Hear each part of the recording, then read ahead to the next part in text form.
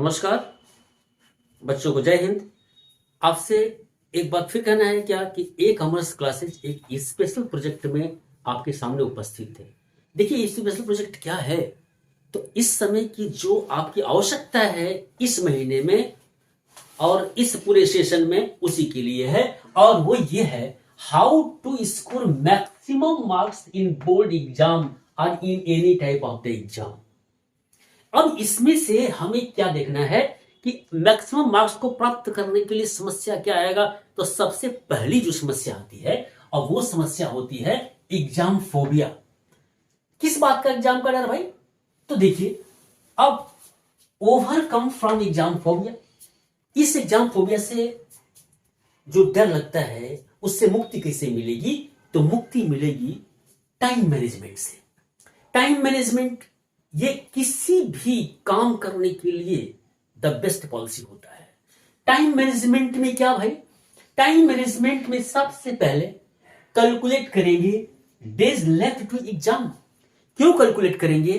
क्योंकि नवंबर का महीना है और फरवरी और मार्च के महीने में लगभग सभी बोर्ड, सभी कॉलेजेस, सभी यूनिवर्सिटीज के एग्जाम शुरू हो जाएंगे।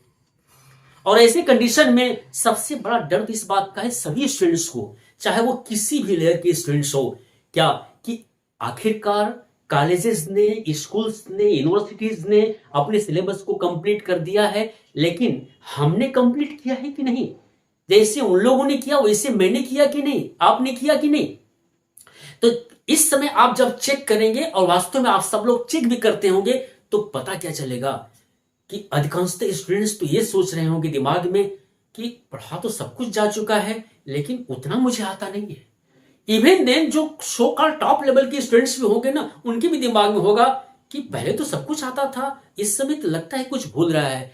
इसका मतलब क्या कि लगभग सभी स्टूडेंट्स इस डर से बिल्कुल ग्रसित हैं कि हमें मैक्सिमम मार्क्स मिलेगा कि नहीं। यही डर है क्योंकि समय बहुत कम है, नवंबर का महीना है और फरवरी से एग्जाम स्टार्ट हो जाने वाला है। तब ऐसे में निश्चित तौर से नेक्स्ट वन हमारी स्ट्रेटेजी क्या होगी इस मैनेजमेंट में? वो होगी कवरेज ऑफ सिलेबस।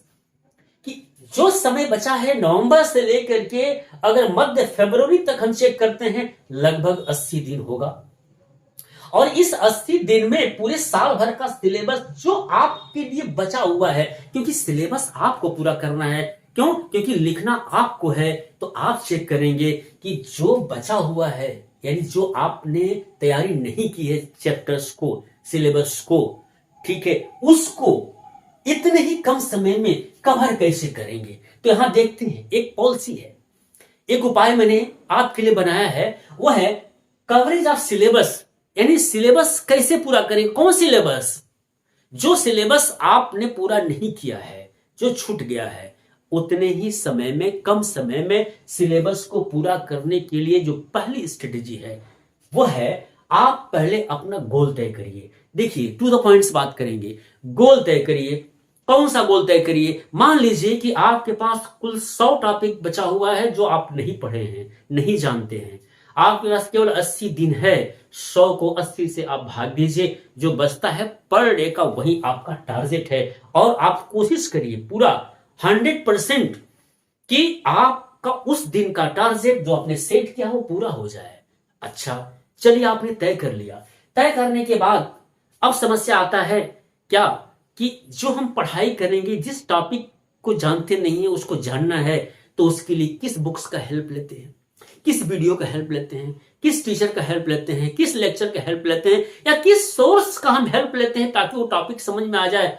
देखिए, एक ही फार्मूला है, और वो फार्मूला ये है कि जिस किसी भी बुक्स का, जिस किसी टीचर का, जिस किसी वीडियो की भाषा, कंटेंट आपको तुरंत समझ में आ जाए, बस उसी को पकड़ के रखिए। दाएं बाएं जाने की आवश्यकता नहीं है। यहां तक कि 10 लोग 10 तरह की बात करेंगे, उसका ठीक है, इसका ठीक है, उसका ठीक है। सबके हिसाब से सबका अलग अलग ठीक होता है। हर व्यक्ति का नेचर अलग अलग होता है।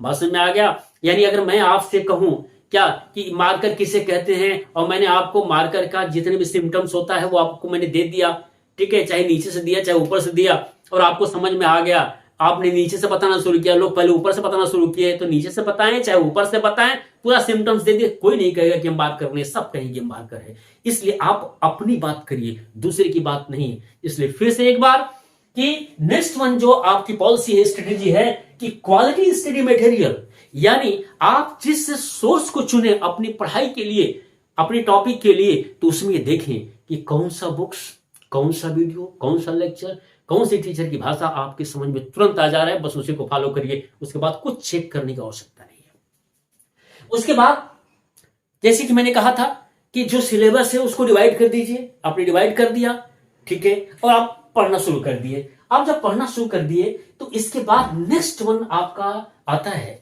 कि पता कैसे चलेगा कि हमने जो टॉपिक पढ़ा उस चैप्टर में सब आता है। तो जैसे ही हर टॉपिक को, हर कंटेंट को किसी चैप्टर्स में आपने कंप्लीट किया, कंप्लीट करने के बाद उस बुक्स में या तमाम बुक्स में या तमाम जगहों से उस चैप्टर पर आधारित जो भी क्वेश्चंस है, उन सभी क्वेश्चंस को आप सॉल्व करिए। आता हो तो, ना आता हो तो, लेकिन करिए जरूर। और सोचिए मत कि आ नहीं रहा है, कि आ रहा है। अब कितने समय में, तो उसमें से चाहे जिस तरह का क्वेश्चन हो, वेरी शॉर्ट हो या लॉन्ग हो, ऐसे कंडीशन में आप देखेंगे कि जो भी अलॉटेड टाइम आपके पास है, उस अलॉटेड टाइम में ही आप उसको सॉल्व करेंगे, किसी और में नहीं सॉल्व करेंगे। बस में आ गया, उस अलॉटेड टाइम में ही आप सॉल्व करें, किसी और में आप सॉल्व नहीं करेंगे।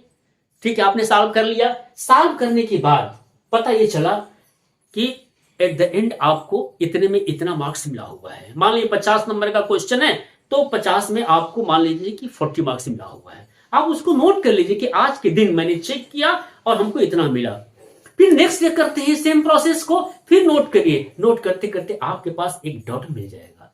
जब डाटा मिल जाएगा तो ऐसे कंडीशन में जब डाटा मिल जाता है, तब उसी डाटा के हिसाब से आपको पता चलेगा कि वास्तव में आपकी तैयारी ऐसे चल रही है या ऐसे जा रहा है या ऐसे जा रहा है। तब फिर उतना जोर आपको लगाना पड़ेगा, उस हिसाब से आप आगे बढ़ते जाएंगे, क्योंकि समय बहुत कम है। एट द एंड चेक करने से फायदा नहीं होगा, हमेशा इसको कम समय में ही चेक करना होता है। अब जब आपकी स्कोर तैयार हो गया तो आपने कंपेयर कर लिया।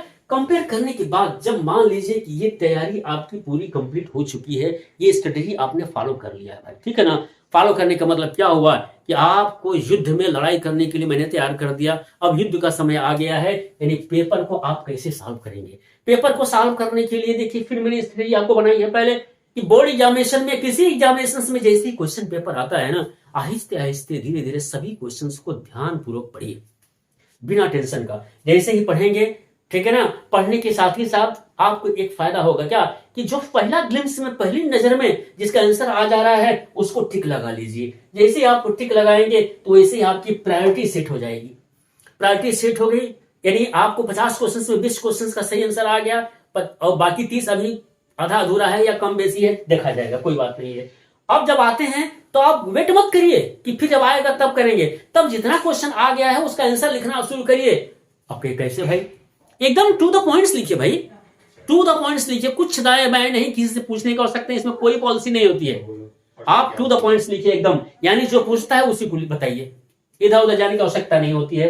तो ऐसे में आपको उस क्वेश्चन पर जितना भी मार्क्स होगा ना, पूरा का पूरा मार्क्स देना उनके लिए कंपल्सरी हो जाएगा। यह सुप्रीम कोर्ट का ऑर्डर है। अब इसके बाद आते हैं, जब ये आ जाता है तो ऐसे क्वेश्चन में जब सॉल्व आप कर लेते हैं तो एक समस्या आती है क्या कि लगभग जितने भी एग्जामिनेशंस होते हैं उसमें क्वेश्चंस पेपर को कई सेक्शन में डिवाइड होता है। सेक्शन वाइज करिए, आप कर सकते हैं। मान लीजिए सर सेक्शन ए में अगर 4 क्वेश्चन है, हमें 3 ही क्वेश्चन आता है, तो चौथा के लिए क्या करें, वेट करें आप कुछ समय के लिए, या फिर हम कंटिन्यू करें। वेट करेंगे तो समय किल होगा और समय ज्यादा लग जाएगा। आप उतना जगह छोड़ दीजिए ना, कौन सा टैक्स लगता है भाई, उतना जगह छोड़ दीजिए। तब पता चला कि आते आते अधिकांश क्वेश्चन हो गया, अरे यार वो तो भूला हुआ है, चलते हैं सेक्शन ए में, उसका आंसर लिख लेते हैं। सेक्शन वाइज सॉल्व करने का फायदा क्या होगा? देखिए, कोई भी काम अगर सजा धजा के करते हैं ना, तो देखने वाले को बड़ा पसंद आएगा। देखने वालों की क्या पसंद आएगा? देखने वालों को ये पसंद आएगा, अरे वाह बड़ा अच्छा काम उसने किया हुआ है। तब ऐसे कंडीशन में क्या होगा, वो बहुत खुश होगा, सही दिमाग से, ठंडे दिमाग से आपका इवैल्यूएशन करेगा, हेल्प आपको मिलेगा। अब जब ये हो जाता है तो निश्चित तौर से इतना अगर फॉलो कर लेते हैं ना, ऑटोमेटिकली ध्यान देंगे 10 मिनट टाइम आपके लिए बच जाएगा। 10 मिनट टाइम जो आपके लिए बच जाता है ना, उसमें आप रिवाइज कर लीजिए, कहीं कहीं सिली फॉल्ट हो जाता है। तब ऐसे करने से पता चला कि कहीं गलती नहीं है, और एग्जाम हॉल से जब बाहर निकलेंगे तो बड़े खुश होकर निकलेंगे, और बच्चों की तरह ये अरे यार ये छूट गया, अरे यार वो छूट गया, ये समस्या नहीं आएगी।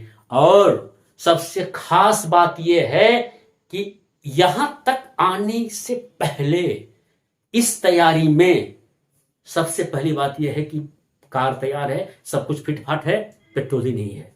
कार चलेगा? धक्का देके चलेगा? नहीं चलेगा। तब तो घर में भाई साहब जो भी आपको खाना मिले, जो भी खाना मिले सब पौष्टिक होता है, अच्छे से खाइए, हेल्दी रहिए, दिमाग में टेंशन बिल्कुल मत पालिए, क्योंकि टेंशन लेने से कुछ फायदा नहीं होने वाला, बिगड़ने ही वाला है। तो इस पर ध्यान दीजिए। दूसरी बात यह है, जो हमने स्ट्रेटेजी बनाई है ना, उसी पर फोकस करिए, फोकस डाउन उसी पर रहिए। इस 3 महीने के लिए दाएं बाएं अगल बगल सब कुछ छोड़ दीजिए, कोई डिवाइसेज का इस्तेमाल मत करिए, आप अपने पॉलिसी पर फोकस कर रहिए, ये आपका काम हो जाएगा। और जब इतना होते हैं ना, हमेशा सोचिए क्या मुझसे मैक्सिमम मार्क्स, मुझसे अधिक मार्क्स कोई प्राप्त नहीं कर सकता है, यानी हमेशा पॉजिटिव थिंकिंग रखिए। कोई कुछ भी कहे, कहने दो यार, तुम कहो कि नहीं बोर्ड में ही टॉप करूंगा। और बहुत बहुत धन्यवाद। इसके साथ साथ मैं एक बात कहूंगा कि आपको कोई भी समस्या है, ई कॉमर्स क्लासेस हमेशा आपके लिए तैयार है, और आप कमेंट में लिखिए, हम हेल्प करेंगे। धन्यवाद।